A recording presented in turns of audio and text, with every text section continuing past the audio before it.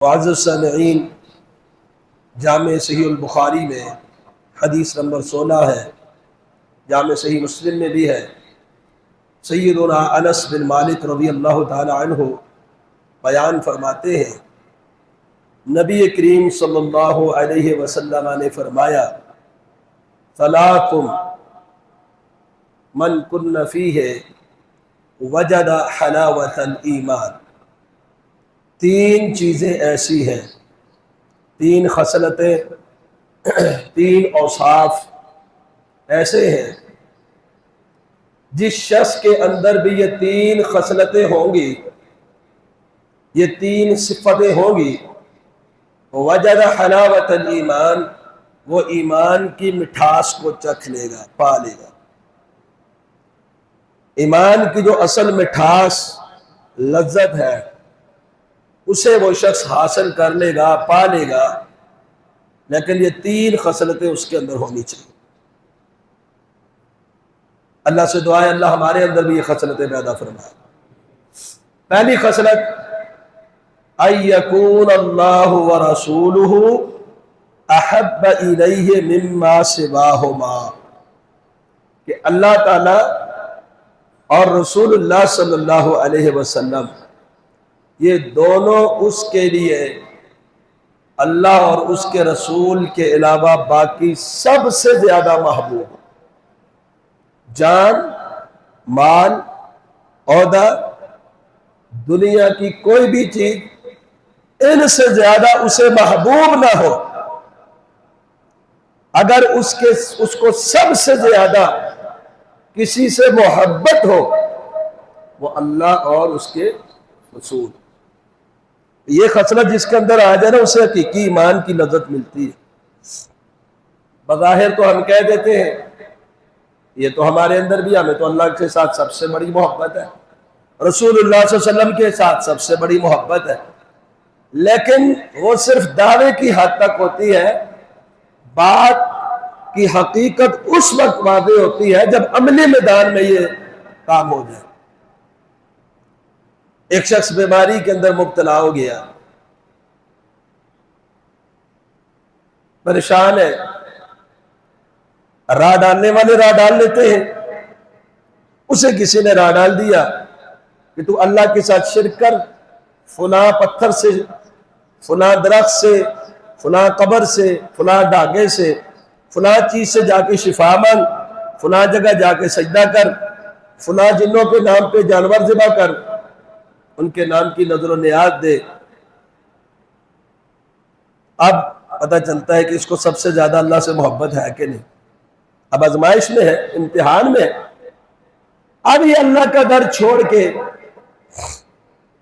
جو مسنون چیز بتائی ہوئی تھی کہ آپ علاج کر سکتے ہیں، علاج کریں، جسمانی علاج کریں، روحانی علاج کریں، لیکن جو چیزیں اس کے اسلام نے منع کی ہیں، جن چیزوں کی ممانعت کتاب و سنت میں آئی ہے، جنہیں شرک قرار دیا گیا ہے، ان کے اندر بھی یہ ملوث ہوتا ہے۔ کہتا ہے میں مانتا ہوں یہ صحیح نہیں ہے، لیکن مجبوری ہے۔ کیسی مجبوری ہے؟ کہ تکلیف میں ہو۔ تکلیف کس کو ہے؟ جان کو۔ تو زیادہ محبت کس کے ساتھ ہو گئی؟ جان کے ساتھ۔ اللہ کے حکم کو ایک سائڈ پہ کر دیا، جان کو آگے کر دیا۔ یہ حدیث ہے، صحیح ہے، مانتا ہوں، پڑھی بھی ہے، سنی بھی ہے، اس میں کوئی نقص، کوئی خرابی نہیں نظر آتی، لیکن اگر اس پہ عمل کیا تو معاشرہ ناراض ہو جائے گا، رشتہ دار خفا ہو جائے گا، لوگ برا بھلا کہیں گے۔ لوگوں کے برا بھلا کہنے سے ڈرا تو عزت نفس زیادہ عزیز ہو گئی اللہ سے، اللہ کے رسول سے۔ لوگ کیا کہیں گے؟ یہ اپنی عزت کو تو بڑا کرنے کی کوشش کر رہا ہے، رسول اللہ صلی اللہ علیہ وسلم کی سنت کو پسے پش ڈال رہا ہے۔ معاشرہ ناراض ہو جائے گا۔ اسے محبت رسول اتنی نہیں ہے جتنی اس سے برادری کی محبت ہے۔ عزت نفس زیادہ عزیز، برادری کے تعلقات زیادہ عزیز۔ اور آج کا یہ دور فتنوں کا دور ہے، اس دور میں لوگوں کی محبتیں لینے کے لیے، سوشل میڈیا کے اوپر ویوز لینے کے لیے یا سیاست میں سپورٹر لینے کے لیے، وہ بھی اللہ اور اس کے رسول کو پس پش ڈال دیتے ہیں۔ وہاں ان کو نہ سنت یاد آتی ہے نہ توحید یاد آتی ہے، وہ مداہنت کا شکار ہو جاتے ہیں۔ جی ذرا ملا کم کرنا چاہیے، لوگوں کو ملا جلا کے آگے چلنا چاہیے۔ تو سب سے زیادہ عزیز کیا ہو گیا اس کو؟ اپنی پارٹی، اپنا دھڑا، اپنی تحریک، اپنی تنظیم، یا وہ جس کام کو لوگوں کو ملانے کے لیے سپورٹر چاہتا ہے، وہ سپورٹر اسے زیادہ عزیز ہو گئے۔ وہاں اس نے توحید کا سودا کر لیا، سنت کا سودا کر لیا۔ تو پہلی خصلت کہنے کو سب میں ہے، لیکن پتہ تک چلتا ہے جب عملی میدان میں ہو۔ وہ پہلی خصلت کیا ہے؟ ان یکون اللہ ورسولہ احب الیہ مما سواہما۔ ان یکون اللہ ورسولہ، اللہ اور اس کے رسول اسے سب سے زیادہ محبوب ہو، جان سے، مال سے، اقتدار سے اور ہر چیز سے زیادہ محبوب ہو، ہر پروٹوکول اور منصب اور عہدے سے زیادہ عزیز ہو۔ اللہ اور اس کے رسول کی محبت زیادہ ہو اسے، باقی چیزیں قربان کر سکے، عقیدے پہ کمپرومائز نہیں۔ باقی چیزیں قربان ہو سکتی ہے، رسول اللہ صلی اللہ علیہ وسلم کی سنت اور طریقے کے اوپر کوئی کمپرومائز نہیں۔ یہ پہلی خصلت ہے، اللہ ہمیں بھی اس کی توفیق عطا فرمائے۔ اسی حدیث کو پورا کرتے پھر بات کو آگے چلاتے ہیں۔ دوسری چیز کہ بندہ اپنے بھائی کے لیے وہ چیز پسند کرے، اَيُحِبَّ الْمَرْءَ، یہ کہ وہ اپنے کسی انسان سے محبت کرے، تو محبت کس وجہ سے کرے؟ للہ، اللہ کے لیے۔ ہماری محبتوں کا زاویہ بھی تبدیل ہے، یہ دوسری خصلت ہم میں نہیں۔ ہماری اگر کسی سے محبت ہوتی ہے، یا تو اس کے عہدے کی وجہ سے، تھوڑا ماسٹر والیوم کم کر، یا تو اس کے عہدے کی وجہ سے ہے، جی فلانا بڑے تعلقات، اس کے بڑی پہنچی ہوئی سرکار ہے، یا کسی کے پاس مال زیادہ ہے، اس کے مال کی وجہ سے ہے، یہ بڑا مالدار شخص ہے، اس کی بڑی پہنچ ہے، مشکل میں بڑا کام آئے گا۔ صرف ماسٹر والیوم سے ایکو کو تھوڑا سا کم کریں۔ تو کسی کے ساتھ محبت صرف اس وجہ سے کہ اس کا ایمان بڑا مضبوط ہے، یہ بڑا اللہ والا ہے، نیک ہے، تہجد گزار ہے، عقیدے میں کمپرومائز کرنے والا نہیں ہے۔ یہ رپیٹ اور یہ جو تین ہے نا، ان کو کم کرتے جائیں تھوڑا تھوڑا۔ تو اس وجہ سے ہماری محبتیں کسی کے عہدہ دیکھ کر ہیں، ہماری محبتیں کسی کا منصب دیکھ کر ہیں، ہماری محبتیں کسی کا مال دیکھ کر ہیں۔ لیکن یہ خصلت جو ایمان کی مٹھاس کو حاصل کرتا ہے، اس کے اندر یہ ہوتی ہے کہ اسے کسی کے ساتھ اگر محبت ہے، اس کے علم کی وجہ سے، اس کی امانت کی وجہ سے، اس کی توحید کی وجہ سے، اس کے عقیدے اور ایمان کی وجہ سے، اللہ کی رضا کے لیے، اللہ کے لیے محبت ہے، اس میں دنیا بھی کوئی مفاد، یہ خصلت بھی اللہ نے عطا فرمائی۔ تیسری خصلت ہے، کفر میں جانے کو اس طرح ناپسند کرتا ہے جیسے آگ میں چھلانگ لگانا۔ اگر کسی شخص کو کہا جائے آگ میں چلے جاؤ، چھلانگ لگا دو، لگائے گا؟ کوئی نہیں لگائے گا۔ آگ میں چھلانگ لگانا منع ہے۔ آج کل آپ نے دیکھا ہوگا بعض لوگ ایسے ہیں، کہتے ہیں جی اپنے آپ کو سچا ثابت کرنے کے لیے آگ جلاؤ اور اس میں بھی جاتا ہوں تم بھی جاؤ، جو جل گیا وہ جھوٹا، جو نہیں جلا وہ سچا۔ اسلام نے ہمیں آگ میں چھلانگ لگانے سے منع کیا، ہمیں کیوں آگ میں چھلانگ لگائے؟ وہ حدیث بھی آپ نے سنی ہوئی ہے نا کہ امیر نے اطاعت کے لیے ان کو لکڑیاں اکٹھی کر کے کہا چھلانگ لگا، انہوں نے کہا آگ سے بچنے کے لیے ہی تو اسلام قبول کیا۔ تو ایسے کام میں امیر کی اطاعت بھی نہیں کہ وہ کہے آگ میں چھلانگ لگا دو۔ تو آج کل کسی کو سچا جھوٹا ثابت کرنے کے لیے کہتے ہیں آگ کے انگاروں پہ چلو جو جل گیا جھوٹا، یہ بھی جھوٹ ہے۔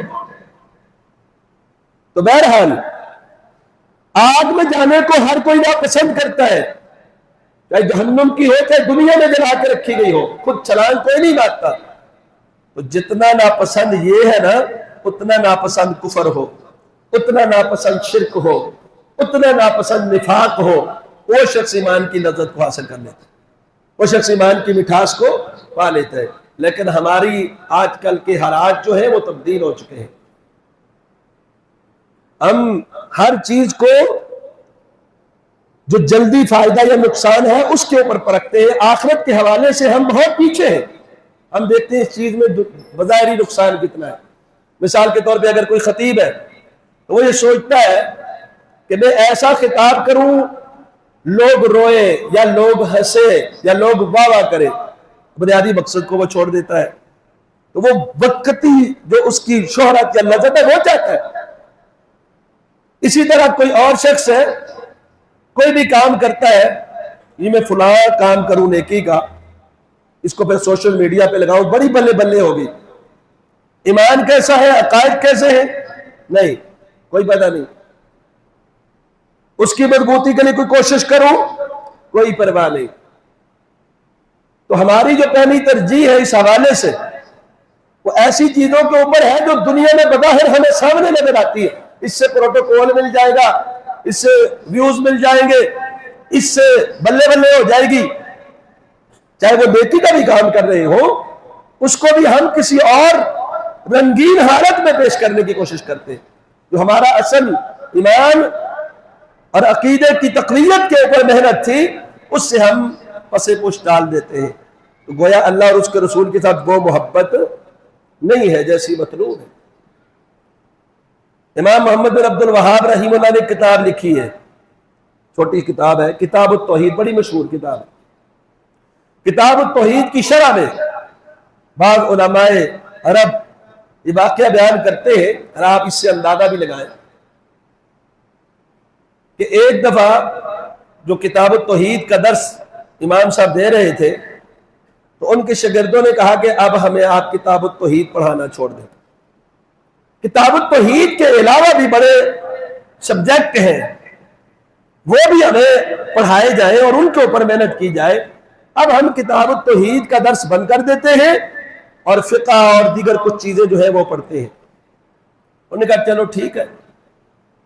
دوسرے دن شیخ آئے اپنے درس میں تو حالت ایسی تھی کہ پریشان ہے۔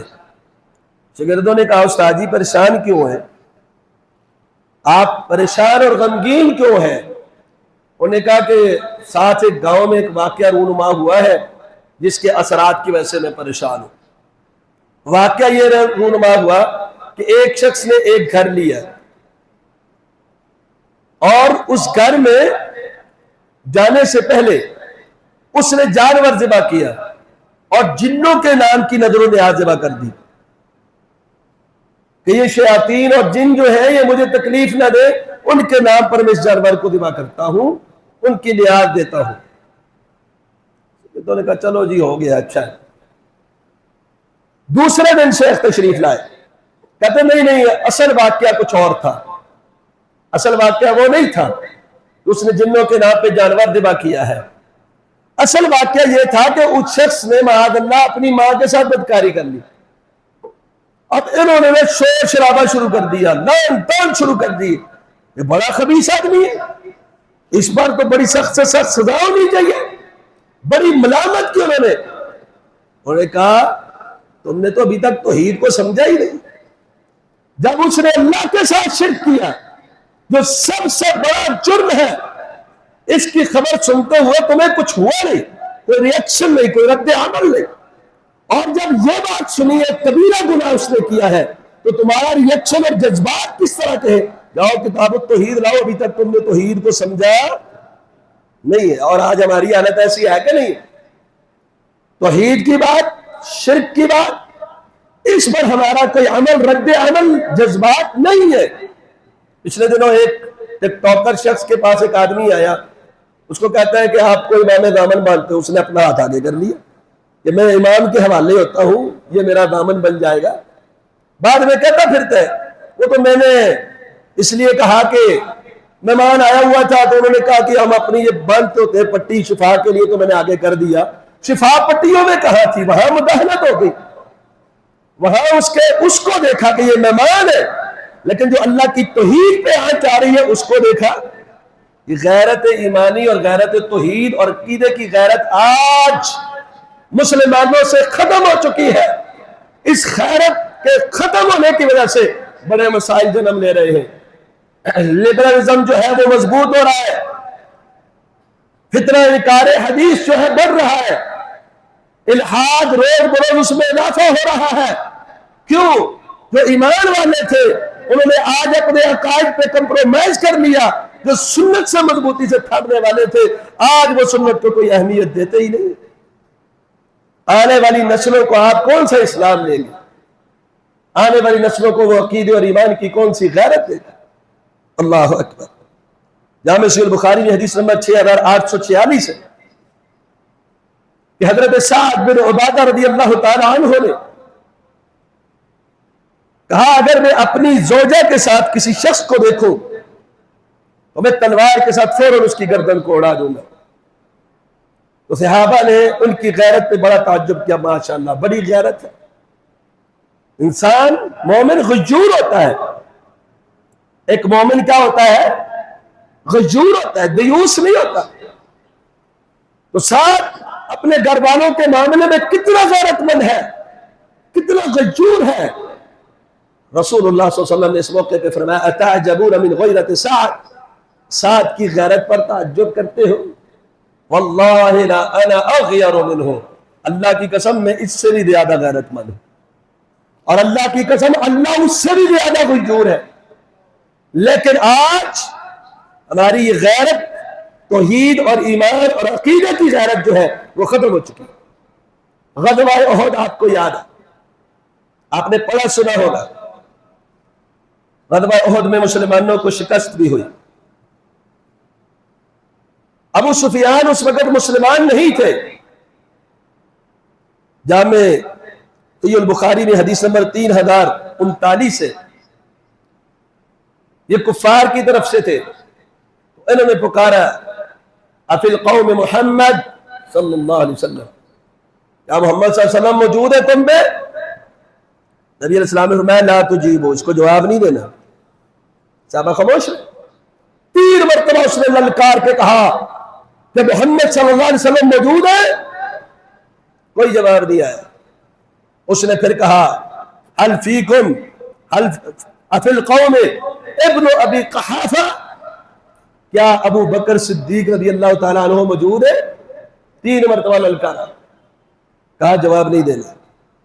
اس نے کہا افی القوم ابن الخطاب، کیا اس قوم میں عمر بن خطاب موجود ہے؟ 3 مرتبہ کہا، جواب نہیں آیا۔ اچھا یہاں رک کر یہ بات بھی ذہن نشین کر لیں، ابھی یہ مسلمان نہیں تھے، ابھی یہ کافر تھے۔ ترتیب کیا لی ناموں کی؟ محمد صلی اللہ علیہ وسلم کے بعد نام کس کا پکارا؟ کس کا؟ ابو بکر رضی اللہ عنہ کے بعد نام کس کا پکارا؟ وہ بھی جانتے تھے، وہ بھی جانتے تھے رسول اللہ صلی اللہ علیہ وسلم کے بعد ابو بکر ہے، ابو بکر کے بعد عمر ہے۔ یہ خلافت کی یہی ترتیب ہے، عام نبی علیہ السلام کی گفتگو میں یہ ترتیب ہے۔ خرجت انا و ابو بکر و عمر، محبت میں بھی یہ ترتیب آئی ہے، جیسا کہ سیدنا علی المرتضی رضی اللہ عنہ نے کہا ہم میں سب سے افضل جو ہے وہ ابو بکر صدیق ہے، اس کے بعد عمر ہے، اس کے بعد عثمان، اس کے بعد علی۔ تو بہرحال یہ ایک الگ موضوع ہے۔ اس نے یہی ترتیب ذکر کی کہ قوم نے محمد صلی اللہ علیہ وسلم نے 3 مرتبہ کہا، جواب نہیں دیا گیا۔ ابو بکر صدیق رضی اللہ عنہ کے بارے میں کہا، جواب نہیں دیا گیا۔ عمر بن خطاب رضی اللہ عنہ کے بارے میں کہا، جواب نہیں دیا گیا۔ اس نے کہا یہ تینوں قتل کر دیے گئے ہیں، وہ یہی سمجھا یہ تینوں کے تینوں قتل کر دیے گئے اس لیے جواب نہیں آ رہا۔ حضرت عمر رضی اللہ عنہ نے کہا نہیں، تیرا انجام، تجھے انجام تک پہنچانے کے لیے اللہ کے فضل سے تینوں زندہ ہے۔ اب جب یہ للکار رہا تھا ذات کو، آپ فرما رہے تھے لا تجیبو ہو، جو قابل غور نقطہ ہے، لیکن جب اس نے یہ للکارا اولو حبل، حبل بلند ہو، حبل کی جے ہو، حبل کے لیے بلندی ہے، نبی علیہ السلام نے فرمایا اس کو جواب نہیں دیتے؟ جواب دو اس کو۔ جب بات ایمان اور عقیدہ کے اوپر آئی آپ خاموش نہیں رہے، جب بات ذات کے اوپر تھی فلاں موجود ہے فلاں موجود ہے، آپ نے جواب نہیں دینے دیا، حالانکہ آپ موجود تھے، صحیح سلامت تھے، لیکن جب بات اللہ کے اوپر آئی اس نے کہا حبل بلند ہو گیا، آپ نے کہا جواب کیوں نہیں دیتے ہو؟ کہا اللہ کے رسول کیا جواب دے؟ کہا جواب دو اللہ اعلی و اجل، اللہ ہی بلند ہے، اللہ ہی اجل ہے، حبل بلند نہیں۔ اس نے دوسرا نعرہ لگایا ان لنا العزى ولا عزى لكم، ہمارا عزہ بت ہے، ہمارا پرسان حال، ہمارا مشکل کشا حاجت روا، ہمارا بت عزہ ہے اور تمہارا تو کوئی عزہ ہی نہیں۔ اللہ کے رسول نے فرمایا اس کو جواب دو۔ کیا جواب دینا ہے؟ اللہ مولانا ولا مولا لکم، ہمارا حامی مددگار اور ناصر اللہ ہے اور تمہارا کوئی مولا کوئی نہیں۔ جب بات عقیدہ کی اور ایمانی غیرت کی آئی ہے، رسول اللہ صلی اللہ علیہ وسلم نے کیا کیا؟ جواب دیے۔ جب بات ذات کی آئی ہے جواب نہیں دیا۔ تو یہ غیرت ایمانی آج ہمارے اندر نہیں۔ آج اگر کوئی ہماری محفل میں شرک کو پروان چڑھائے تو ہم گنگے شیطان، ہماری ذات کے اوپر بات ہو تو ہم برداشت نہیں کر سکتے۔ ایسا ہی ہے، ایسا ہی ہے۔ اگر کوئی ہماری ذات کو ہٹ کرے، اس کے بارے میں کوئی حفوات بکے، ہم کہتے ہیں نہیں برداشت ہوگا، چھوڑیں گے نہیں، کافر کردار تک پہنچائیں گے۔ اور اگر کوئی اللہ کی ذات کے بارے میں بات کرے، توحید کے اوپر بات کرے، ہم کہتے ہیں کسی کو نہیں چھیڑنا، اپنا چھوڑنا نہیں، کسی کو چھیڑنا نہیں۔ ہم گونگے شیطان بن کے چپ کر کے اس محفل میں بیٹھے رہتے ہیں کہ یہاں ہم نے عقیدہ توحید کو اجاگر نہیں کرنا، یہاں ہم نے ایمان اور عقیدے کی بات نہیں کرنی، یہاں ایسی بات کرنی ہے جو ملی جلی ہو، چاہے وہ شرک کی باتیں بلند ہو رہی ہو، توحید کی باتیں بلند نہیں ہو۔ یہ غیرت ایمانی آج ہم سے ختم ہو چکی۔ سورۃ طٰہٰ سورہ نمبر 20 کی آیت نمبر 71 اور 72 میں اللہ سبحانہ و تعالیٰ نے ذکر فرمایا، بڑا معروف واقعہ، اس طرح کے تو مثالیں تاریخ کے اندر انبیاء کی، صحابہ کی، تابعین کی بہت زیادہ ہے، کثرت کے ساتھ ہے، لیکن یہاں آپ غور کریں، جب موسیٰ علیہ السلام کے مقابلے کے لیے جادوگروں کو بلایا گیا تو وہ جادوگر طمع اور لالچ کے اندر تھے اور کیا کہہ رہے تھے؟ اِنَّ لَنَا لَأَجْرًا إِن كُنَّا لَهُ الْغَالِبِينَ، اگر ہم غالب آگے تو ہمارا کوئی مزدوری شروع ہوگی کہ نہیں؟ اس نے کہا کیوں نہیں، بڑا انعام و اکرام بھی دیا جائے گا اور میرے مقرب بن جاؤ گے، میرے سب سے نزدیکی، اب فرعون کے نزدیکی بن جائیں گے، قریبی بن جائیں گے، اور عہدے بھی مل سکتے ہیں، انعام مال کی صورت میں بھی ملے گا۔ لیکن جب انہوں نے حق کو دیکھا، اپنی لاٹھیاں پھینکی، ادھر سے موسیٰ علیہ السلام نے لاٹھی پھینکی، یہ جادو نہیں تھا، یہ معجزہ تھا، جادوگر اہل فن تھے، فوراً پہچان گئے۔ جب کوئی فتنہ آتا ہے اس کو صرف اہل علم اور اہل فن فوراً پہچان جاتے، لوگوں کو جب پتہ چلتا ہے تب تک بڑی دیر ہو چکی ہوتی ہے۔ تو وہ جادوگر اہل فن تھے، اس چیز کے جادو کے ماہر تھے، اس لیے وہ فوراً پتہ کر لگ گیا ان کو کہ یہ جادو نہیں ہے، یہ معجزہ ہے نبی موسیٰ علیہ السلام کا۔ وہ ایمان لے آئے۔ جب ایمان لائے تو اب جو ان کو عہدہ دے رہا تھا، منصب دے رہا تھا، مال دے رہا تھا، اس نے ایک اور پروانہ اور آرڈر جاری کر دیا۔ کیا؟ لَأُقَطِّعَنَّ أَيْدِيَكُمْ وَأَرْجُلَكُمْ مِنْ خِلَافٍ وَلَأُصَلِّبَنَّكُمْ فِي جُذُوعِ النَّخْلِ وَلَتَعْلَمُنَّ أَيُّنَا أَشَدُّ عَذَابًا وَأَبْقَىٰ۔ میں تمہارا مخالف سمت سے ایک بادو اور ایک ٹانگ کاٹ دوں گا، تمہیں اپاہج بنا دوں گا، ایک طرف کا بادو اور ایک طرف کی ٹانگ کاٹ دوں گا۔ وَلَأُصَلِّبَنَّكُمْ فِي جُذُوعِ النَّخْلِ، اور کھجور کے تنے میں تمہیں لٹکا کے سولی پہ چڑھا دوں گا، تمہارا انجام برا ہو جائے گا اور تم جان لو گے کہ زیادہ سخت عذاب کس کا ہے۔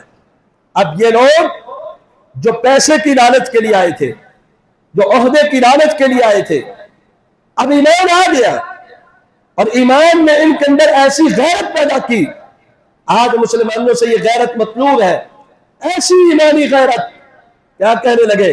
لن نؤثرک علی ما جاءنا من البینات، عہدہ، منصب، پیسہ، عذاب کی دھمکی، ڈرانے کی دھمکی، مارنے قتل کی دھمکی، کسی چیز کو بھی ترجیح نہیں دیں گے۔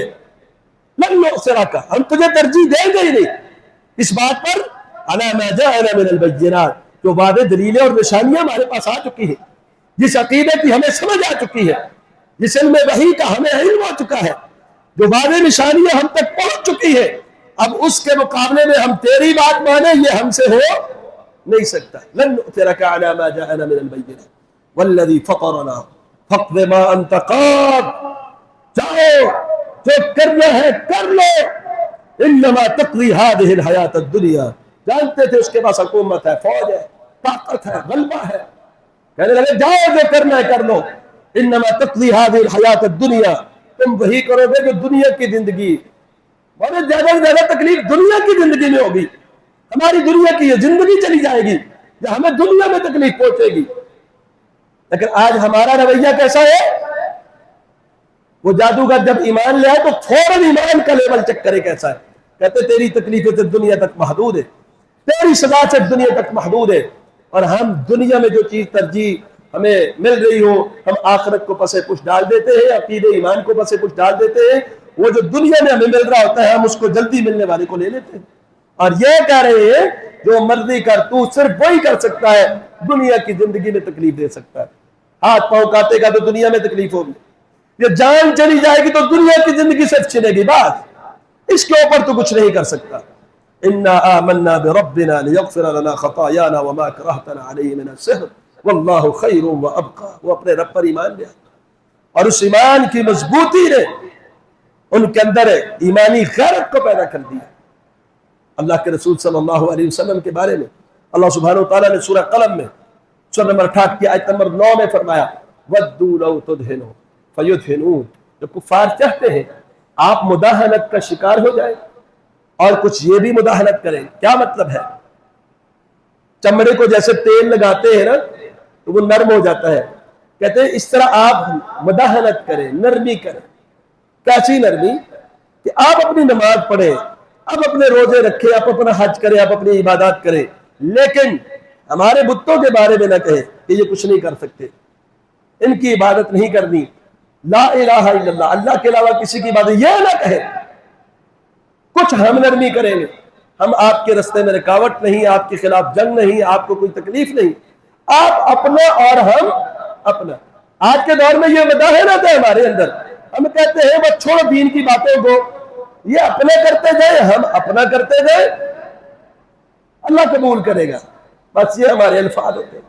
انہوں نے نبی علیہ السلام کو آفر کی، بدو چاہتے ہیں لو تدہنو، کہ آپ مداہنت کریں، آپ توحید کو بیان کریں لیکن شرک کی نفی نہ ہو، آپ اللہ کی وحدانیت کی بات تو کریں لیکن ساتھ بتوں کے بارے میں نہ کہ یہ کچھ نہیں کر سکتے، آپ اپنے عقائد کو مانتے چلتے گئے لیکن ہمارے عقائد کے اوپر کوئی تبصرہ نہ ہو، ہماری جاہلی رسومات کے اوپر کوئی بات نہ ہو، پھر مقابلے میں ہماری آپ سے لڑائی نہیں ہوگی، آپ کے ساتھیوں کو تنگ نہیں کیا جائے گا، آپ کے ساتھ کوئی جنگ و جدال نہیں ہوگی، آپ کو ہجرت پر مجبور نہیں کیا جائے گا، ہماری طرف سے بھی نرمیاں، آپ کی طرف سے بھی نرمیاں۔ یہ نرمیاں چاہنے والے کون تھے؟ کفار۔